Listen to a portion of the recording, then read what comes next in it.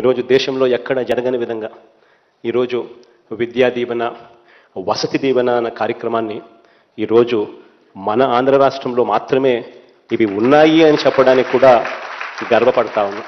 బడులకు పంపేలా తల్లులకు సైతం అమ్మ ఒడి అని ఒక గొప్ప కార్యక్రమం తీసుకొచ్చిన ప్రభుత్వం కూడా ఈరోజు మన రాష్ట్రంలోనే మీ అందరి ప్రభుత్వమే అని చెప్పడానికి కూడా గర్వపడతా ఉన్నా. అక్కడే పొరపాటు. వాడు కష్టపడి పనిచేసి చికెన్ బిర్యానీ తెచ్చుకుంటాడు.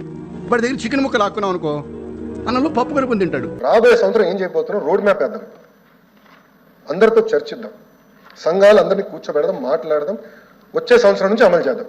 పప్పు లాక్కున్నాం అనుకో, చారు కలుపుని తింటాడు. మీకెన్నో హామీలు ఇచ్చాను చేయాలి, కానీ ఖజానా ఖాళీగా కనపడస్తా ఉంది, ఏమీ లేదు అక్కడ. అన్నమే లాక్కున్నాం అనుకో, వాడు కంగారు పడి అటు ఇటు చూస్తాడు. అప్పుడు మనం రైస్ ఫ్రీ అనాలి. అన్నా క్యాంటీన్